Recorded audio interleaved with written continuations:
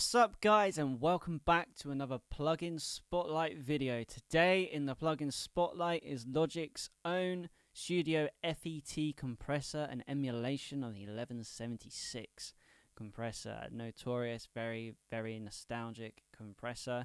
We're going to see how well it has emulated that warm analog saturation that the 1176 is so renowned for.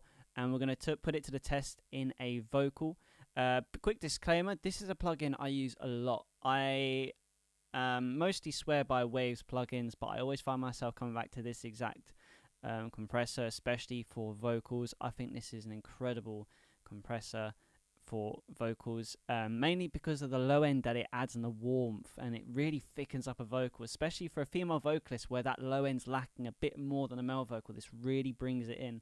What I've used in previous videos, we have a vocal take from a cover of a Muse track, and we are going to listen to it without the compressor. Then we are going to start playing around with the settings of the compressor and see what it does. So this is what the compressor looks like. If you just open up your normal compressor in Logic, you'll always see this, the Platinum Digital. The Studio FET is just the third one across, and it is black, which makes it very easy to remember, although there is actually quite a few distinct colours as red, and then you've got these ones which are the same colour, but anyway, that is irrelevant. So this is the Studio FET. As you see, it's got built-in limiter, and it's got all your settings that you would expect to see on a compressor, as well as some volume pads as well. And yes, we're going to listen to the vocal without the compressor first. I think I'm drowning, asphyxiated. I wanna break the spell that you created. Now what we're going to do is we are going to listen to what the compressor does when it's just put straight through without any settings adjusted. I think I'm drowning, asphyxiated. I wanna break the spell that you created. So listening through my headphones, I did start to hear a little bit of low-end presence starting to come in. When you turn up the threshold, the quieter parts of details of the vocal, that's when they will come up. But yeah, as we turn up the ratio, we're really starting to hear a little bit of that low warmth coming through in the vocal. So I'm just going to turn it up to a typical setting that I'd normally have on a vocal track and see what this sounds like. And we're going to turn the attack up as well to really start hearing the compressor working. I think I'm drowning, asphyxiated. I wanna break the spell that you created. You're something beautiful, a contradiction. I wanna play the game, I want the friction. You will be. So there, so you can definitely start to hear now a lot of that low end start to come through, and there's a little bit of like a warm aspect which is going on. It sounds really nice, and I'm a big fan of it when applying it to vocals.